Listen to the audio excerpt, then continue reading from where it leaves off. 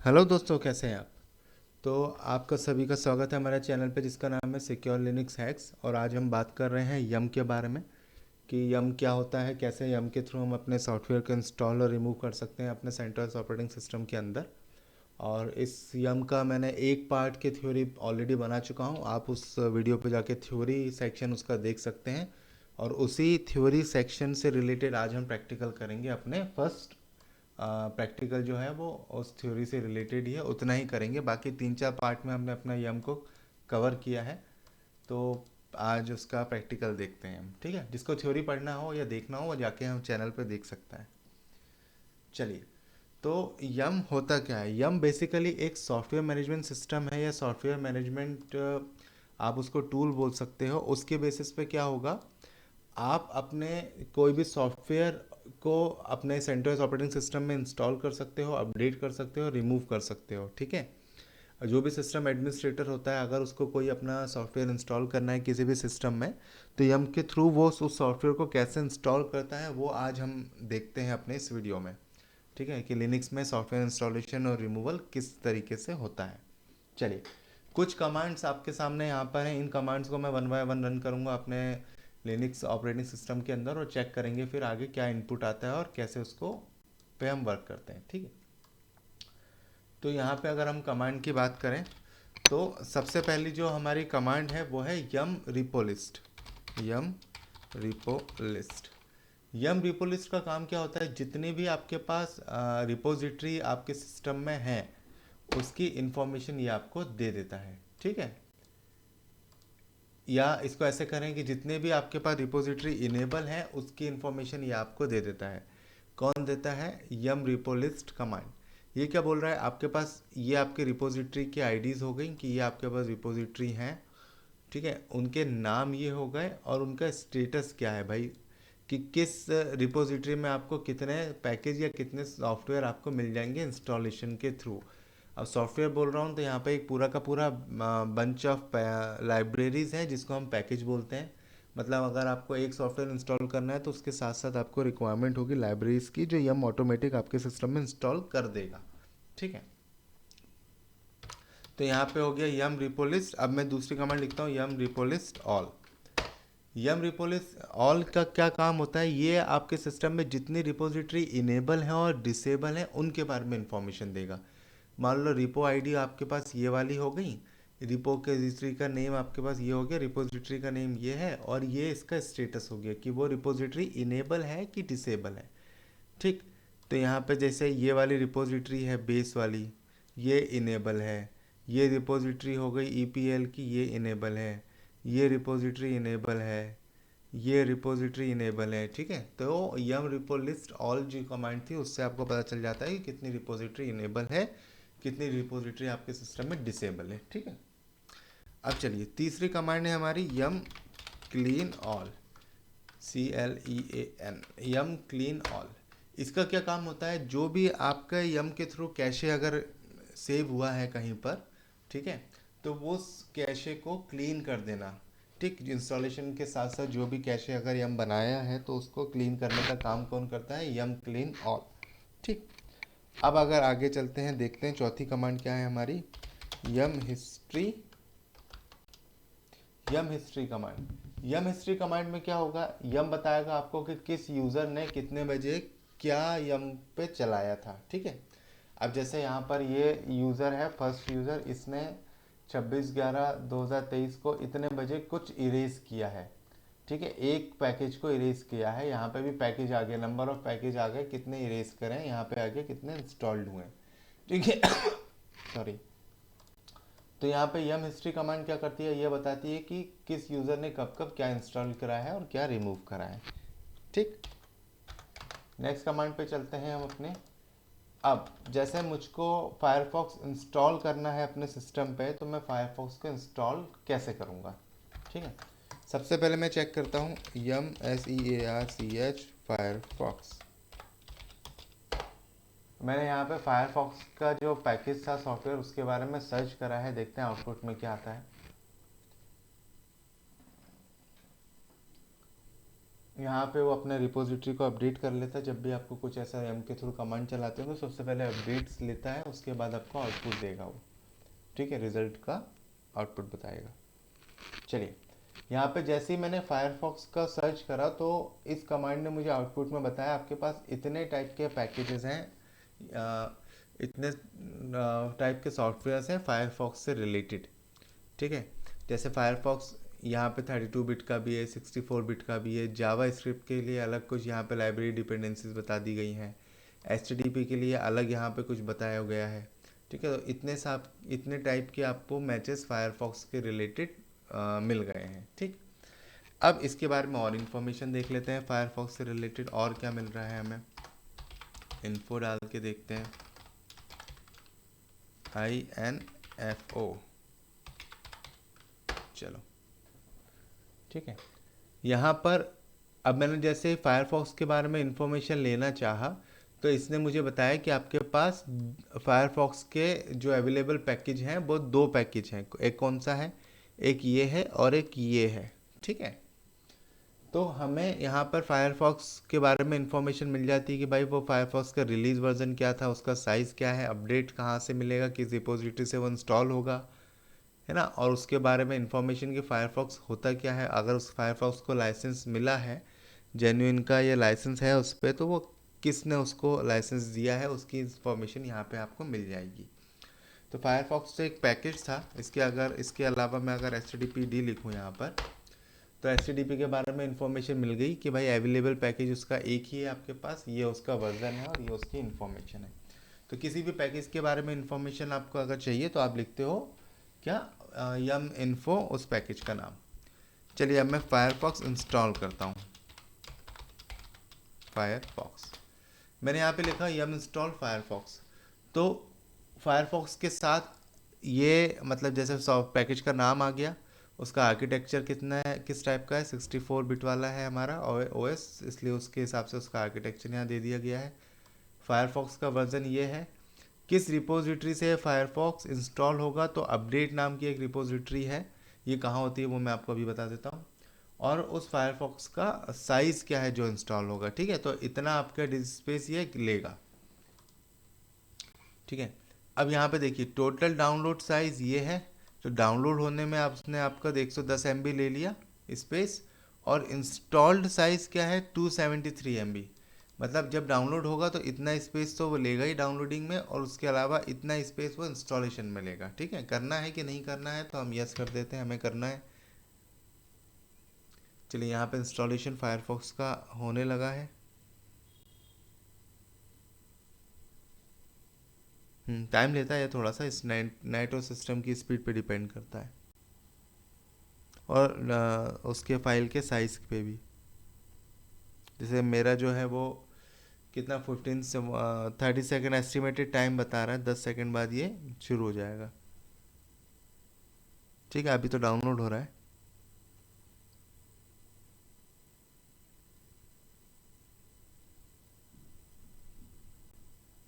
चलिए यहाँ इंस्टॉल होने लग गया मेरा फायरफॉक्स, उसका वर्जन आ गया है, प्रोसेस आ गया है, और पैकेज का बता दिया है कि एक ही पैकेज है फायरफॉक्स का जो इंस्टॉल हो रहा है यहाँ पर 1/1 आ गया, और यहाँ पे फायरफॉक्स मेरा कंप्लीट हो चुका है इंस्टॉलेशन, ठीक है। तो इससे हम अपने फायरफॉक्स के बारे में देखते हैं। चलो एक बार मैं इन्फो और चला के देखता हूँ इंस्टॉलेशन के बाद। तो देखिए यहाँ पे क्या हुआ, इसने बोल दिया कि अब आपके पास फायरफॉक्स जो है वो इंस्टॉल्ड है, ये वाला, ठीक है। अगर मेरे पास फायरफॉक्स इंस्टॉल नहीं था तो मेरे पास अवेलेबल पैकेजेस दो बता रहा था, लेकिन अभी क्या बोल रहा है कि आपके पास एक पैकेज इंस्टॉल्ड हो चुका है, ठीक है। तो ऐसे आप फायरफॉक्स को आप या किसी भी सॉफ्टवेयर को अपने सिस्टम में इंस्टॉल कर सकते हो, ठीक है। चलिए अब एक कमांड आती है, आपको देखना है आपके सिस्टम में कितने ही पैकेजेस इंस्टॉल्ड है। तो आप लिखोगे यहाँ पे यम लिस्ट इंस्टॉल्ड पाइप लेस, ठीक है। तो यहाँ बता देगा, ये देखिए इंस्टॉल्ड पैकेजेस, ये जो पैकेजेस हैं उनके वर्जन और उनका सोर्स, जहाँ जिस रिपोजिटरी से वो इंस्टॉल हुए हैं उनका यहाँ पे नाम। तो यहाँ पर आपके पास जो भी पैकेज इंस्टॉल है उसके बारे में इंफॉर्मेशन यम के थ्रू आप ऐसे निकाल सकते हो, ठीक है। A to Z पूरा आ जाएगा, जैसे ये रहा X, ये रहा वाई के नाम से कुछ और ये रहा जेड के नाम से कुछ। ठीक, फायरफॉक्स इंस्टॉल कर लिया था तो वो एफ पर आएगा, देख लेते हैं। F L I E D E F G ना, ये रहा एफ। तो इसमें फायरफॉक्स कहाँ पर होगा, ये रहा फायरवॉल है, ये आ गया फायरफॉक्स। तो हमने जो फायरफॉक्स इंस्टॉल किया था वो फायरफॉक्स का ये 64 बिट का आर्किटेक्चर है इसमें, ठीक है। और यहाँ पर उसका वर्जन आ गया और ये अपडेट नाम की कोई रिपोजिटरी थी, वहाँ से उसने फायरफॉक्स को इंस्टॉल कराया, किसने, सेंटोस ने। तो ऐसे आप इंस्टॉल पैकेजेस के बारे में भी यहाँ पे जान सकते हो अपने यम के थ्रू, ठीक। अब यहाँ पर आता है यम प्रोवाइड्स इंफॉर्मेशन, मतलब यम के थ्रू अगर आपको किसी कॉन्फ़िगरेशन फाइल में जो भी यम का फंक्शन यूज़ हो रहा है उसकी इन्फॉर्मेशन चाहिए तो आप ऐसे निकाल सकते हो। मैं यहाँ इंस्टॉल करता हूँ यम इंस्टॉल stdpd, ठीक है। इसको मैंने यहाँ पे करा, मैं यहाँ लिखूँगा यम प्रोवाइड्स। मैंने इसको ऐसे क्यों लिखा भाई, इसका stdpd का इससे क्या मतलब है, तो जो stdpd मेरा पैकेज है वो बाय डिफ़ॉल्ट इस जगह पे अपनी कॉन्फ़िगरेशन बनाता है, इसलिए मैंने इसके थ्रू यम की कुछ इन्फॉर्मेशन चाहिए तो मैंने ये कमांड लिखी, ठीक है। अब यहाँ पे कमांड के बाद मुझे इन्फॉर्मेशन, यम प्रोवाइड कमांड के बाद इन्फॉर्मेशन क्या मिल रही है, देखिए ये रहा मेरा फाइल नेम जो मैंने यहाँ पे इसको दिया था, ठीक है। रिपोजिटरी बेस एसटीडीपी का वर्जन ये, मैच फ्रॉम यहाँ पर, ठीक। तो जो भी आपके पास पैकेज इंस्टॉल हुआ है उस, और उस पैकेज ने कहीं अगर फाइल बनाई है तो उस फाइल के थ्रू भी आप इंफॉर्मेशन निकाल सकते हो, ठीक है, कि इस पैकेज को सपोर्ट करने में इन रिपोजिटरियों का हाथ है। ये अपडेट्स, ठीक है, मोस्टली इसमें अपडेट रिपोजिटरी के थ्रू ही ये फायरफॉक्स इंस्टॉल हुआ है और उसकी इन्फॉर्मेशन अपन को यहाँ से मिल रही है। चलिए अब आते हैं यम, अगर आपको ये चेक करना है कि कौन कौन से सॉफ्टवेयर आपके पास सॉफ्टवेयर कौन कौन से सॉफ्टवेयर आपके पास अपडेटेड नहीं है या आउटडेटेड हैं, तो आप उसके लिए चेक करोगे यम चेक अपडेट, ठीक है। ये आपको बता देगा कि भाई EPL का ये जो EPL की जो रिपोजिटरी है ना रिलीज़ की, वो ये सॉफ्टवेयर यहाँ पे उसका वर्जन बता दिया और उसका नाम भी बता दिया। तो चेक अपडेट, इसने बोला कि भाई चेक करो अपडेट को कि कुछ हमारे पास ऐसा है जिसको अपडेट करने की रिक्वायरमेंट है, तो ये बोलता है EPL रिलीज़ के नाम से जो पैकेज है उसको अपडेट होने की रिक्वायरमेंट है, ठीक है। तो मैं यहाँ डाल के देख लेता हूँ यम अपडेट EPL, नहीं हुआ,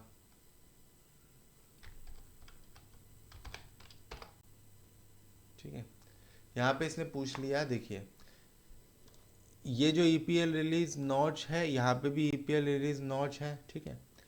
और उसने बोला है कि भाई आपके पास अभी ये वाला जो है ये भी पैकेज है और ये भी पैकेज है, ठीक। उसको अपडेट करने के लिए बोल रहा है, मैं चेक कर लेता हूँ। यस कर दिया मैंने। तो यहाँ पे 1.14 जो है वो अपडेट, 1.7 मेरे पास था, 1.14 अपडेट हो चुका है। अब देखिए यम चेक अपडेट करा तो मेरे पास EPL नहीं आया, मतलब कोई भी सॉफ्टवेयर मेरे पास अब मेरे सिस्टम में ऐसा नहीं है जो अपडेटेड ना हो या लेटेस्ट वर्जन पे ना रन कर रहा हो। तो ये काम आता है यम चेक अपडेट कमांड इसके लिए, ठीक है। अब मान लो मेरे पास बहुत सारे सॉफ्टवेयर इंस्टॉल्ड है और सभी को मुझे बिना चेक करे हुए अपडेट करना है, तो मैं क्या कमांड चलाऊँगा, तो मैं लिखूँगा यम अपडेट -y। इससे क्या होगा, अगर मेरे सिस्टम में कोई भी पैकेज इंस्टॉल था तो वो चेक करने के लिए ये नहीं पूछेगा कि भाई मतलब उस सॉफ्टवेयर को अपडेट करूँ या नहीं करूँ, जो भी आउटडेटेड डेटा या सॉफ्टवेयर थे उन सबको ये कमांड ऑटोमेटिकली अपडेट कर देगी बिना आपके परमिशन से। आपको सिर्फ कमांड लिखना है और अपडेट चलाना है, ठीक है। चलिए अब बात करते हैं इसमें आगे, यम में कुछ ग्रुप्स भी होते हैं, ठीक है। ग्रुप क्या होते हैं, अगर मेरे पास एक ग्रुप है जिसमें मैंने डिफ़ॉल्टली बता के रखा हुआ है कि अगर इस ग्रुप को कोई इंस्टॉल करेगा तो उसको ये पैकेज इंस्टॉल हो जाएंगे, तो यम के पास क्या है, बाय डिफ़ॉल्ट कुछ ग्रुप ऐसे हैं जिसमें उसने ऑलरेडी पैकेजेस की लिस्ट इंस्टॉलेशन के लिए दे के रखी है। अब अगर ग्रुप चेक करना है तो क्या कमांड होगी, यम GROUP लिस्ट चलेगी, चल गई। यम ने बोला कि भाई आपके पास कुछ ग्रुप इन्वायरमेंट हैं, उनके नाम इस प्रकार हैं, जैसे मिनिमल इंस्टॉलेशन, ठीक है, जैसे अवेलेबल इन्वायरमेंट ग्रुप है, ये इसने एक हेडिंग दे दी, उसके अंदर मिनिमल इंस्टॉलेशन है, कंप्यूट नोड्स हैं, इंफ्रास्ट्रक्चर सर्विस है, फाइल एंड प्रिंटर है। अगर मैं यम ग्रुप इंस्टॉल करके इन पैकेजेस के नाम दूंगा तो ये सारे पैकेज अपने आप मेरे पास इंस्टॉल्ड हो जाएंगे, ठीक है। आगे चलते हैं। अब जैसे इन्फॉर्म, यहाँ पे मैंने इसके थ्रू इन्फॉर्मेशन ले ली कि भाई कितने अवेलेबल ग्रुप हैं मेरे पास। अब मैं चाहता हूँ कि डेवलपमेंट टूल नाम से जो एक मेरे पास ग्रुप है उसके इन्फॉर्मेशन मुझे मिल जाए। मैंने कमांड चला दिया, तो कमांड में क्या बोल रहा है ये, कि आपके पास जो डेवलपमेंट टूल नाम से जो आपके पास ग्रुप था ना, ये उसमें अगर इस चीज़ को अगर आप इंस्टॉल करोगे तो आपको ये नीचे के डिपेंडेंसीज और पैकेज इंस्टॉल्ड हो जाएंगे।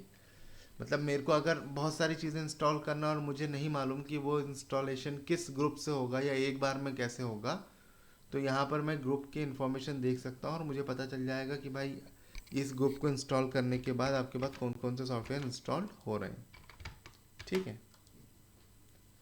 तो ऐसे ही यहाँ पे इंस्टॉलेशन ग्रुप के लिए इंस्टॉल ग्रुप आ गया, ग्रुप को अपडेट करना है तो अपडेट हो गया, रिमूव करना है तो रिमूव ग्रुप हो गया। तो यहाँ पे ऐसे ग्रुप को आप बंच ऑफ सॉफ्टवेयर को एक बार में इंस्टॉल कर सकते हो और रिमूव कर सकते हो, ठीक। चलिए आगे चलते हैं। अब आते हैं हम अपनी यम की मेन कॉन्फ़िगरेशन फाइल के ऊपर, ठीक। ये है nano/etc yum.conf, ये है हमारी मेन कॉन्फ़िगरेशन फाइल किसकी, यम की। इसमें बहुत सारी चीज़ें आपको दिखेंगी, उनका मतलब मैं आपको बता देता हूँ। जैसे ये जो लाइन है, सबसे पहले ये बोल रहा है कि आपका जो यम है अगर वो कैशे को बनाएगा तो कैशे इस लोकेशन पे बनेगी, ठीक है। नीचे आपने लिख दिया कीप, क्या लिखा है, कीप कैशे ज़ीरो, मतलब अभी यम सर्वर ने कैशे बनाने की परमिशन यम को नहीं दी है कॉन्फ़िगरेशन फाइल को, इसलिए ये यहाँ पर ज़ीरो है, यानी अब कैशे यम अपना कैशे अभी नहीं बनाएगा, ठीक है। दूसरा होता है कीप, दूसरा होता है डिबग लेबल। यहाँ पे कोई भी आपको ट्रबल शूट करना है या कुछ भी इंस्टॉलेशन आ रहा है तो आपको देख चेक करना है उन इंस्टॉलेशन में क्या क्या इंस्टॉल हुआ है, या कुछ ट्रबल शूट करना है तो उसको डिबग करके आप देख सकते हो कि क्या कितनी इन्फॉर्मेशन आपको मिल रही है, ठीक है। 0 to 10 होता है ये, और तो अभी मैंने 2 पे सेट करके रखा हुआ है, बाय डिफ़ॉल्ट है जो। तो यहाँ पे आप इन्फॉर्मेशन ऐसे निकाल सकते हो डीप जाकर। अब यहाँ आता है यम की कॉन्फ़िगरेशन फाइल, जिसमें लॉग्स कहाँ बनते हैं वो लिखा हुआ है। जैसे मैंने लिखा नैनो, यहाँ पे मैंने कॉन्फ़िगरेशन फाइल जो लॉग फाइल थी यम की उसको मैंने एड्रेस देकर उसको ओपन कर लिया है नैनो के through.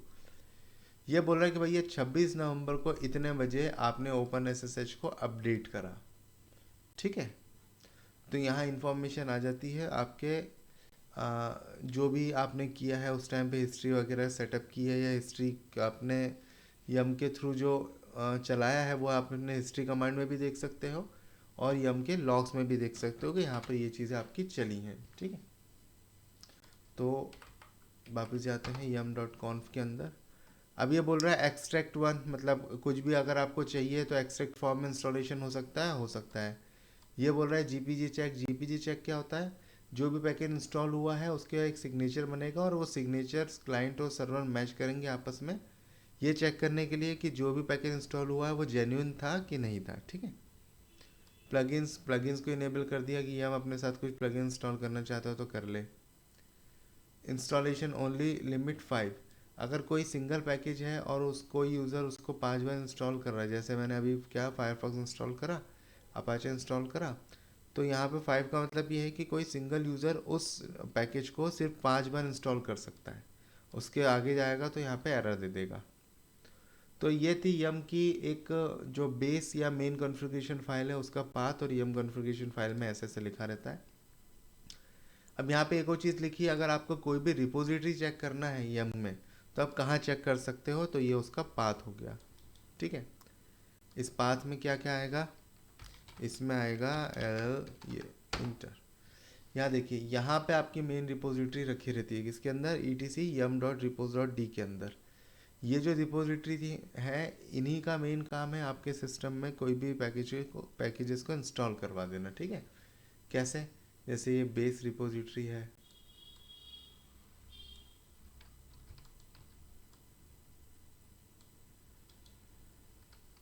Copy,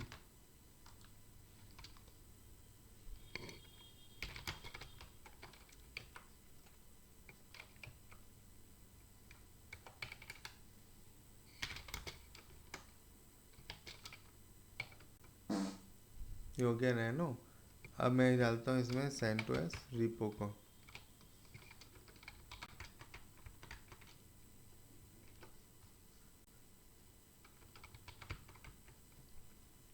CentOS CentOS base को, जा नहीं रहा यार, ये रहा CentOS बेस रिपो। इसमें क्या गया, रिपोजिटरी के यहाँ पे इंफॉर्मेशन आ गई कि भाई ये CentOS जो है वो रिपोजिटरी बेस रिपोजिटरी है। उस रिपोजिटरी का नाम यहाँ पे आ गया, यहाँ मायरर दे दिया। मायरर मतलब यहाँ पे लोकेशन आ गई कहाँ से आपके पैकेजेस को इंस्टॉल करेंगे। ठीक है, GPG चेक मतलब आपने उस जो भी पैकेज इंस्टॉल हो रहा है वो जेन्युइन है कि नहीं है, उसके सिग्नेचर वेरीफाई करवा दिया। अब GPG की क्या होता है, GPG की में आपके पास वो की होती है जिससे आप बैठ करके अपने पैकेजेस या सॉफ्टवेयर की जेन्युइनिटी का पता करते हो। ठीक है, ये बनती है, अपन खुद भी बना सकते हैं, आगे आने वीडियो में बताएंगे कैसे बनता है। और इसमें एक और ऑप्शन होता है इनेबल 0 इनेबल 1, जो यहाँ आपको दिख रहा है। इनेबल वन मतलब होता है ये जो रिपोजिटरी में लिखा हुआ है CentOS प्लस नाम की, उसको इनेबल कर दो। यानी कुछ भी अगर हम इंस्टॉल करेंगे तो इस पे जाके वो पहले चेक करेगा कि CentOS प्लस नाम से जो रिपोजिटरी बनी है उसमें वो चीज़ सॉफ्टवेयर है अवेलेबल कि नहीं है। ठीक है, तो अभी इसने इसको डिसेबल करके रखा है बाय डिफ़ॉल्ट, जो हमारा यम सर्वर है उसने। अगर आप इनेबल करना चाहते हैं तो आपको इनेबल 1 लिखना है और सेव करके बाहर निकल जाना, उसके अलावा कुछ नहीं करना। चलो ठीक, अब आप चाहते हो कि आपको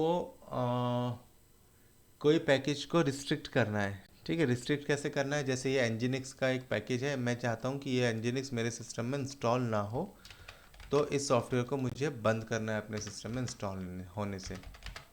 तो मैं आ गया एक्सक्लूड Nginx, मैंने लिया, सबसे लास्ट में आया और यहाँ रख दिया। ठीक है, अब देखते हैं आगे। इसको मैंने यहाँ से ऐसा करा, कोई सर्विस तो रीस्टार्ट ये स्टार्ट होते नहीं। अब मैं लिखूँगा ऐसे हम इंस्टॉल Nginx -y,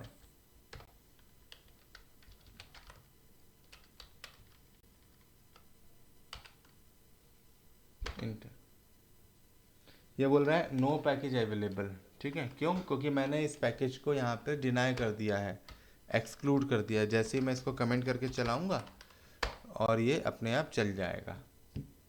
देखिए उसने Nginx का पैकेज ले लिया।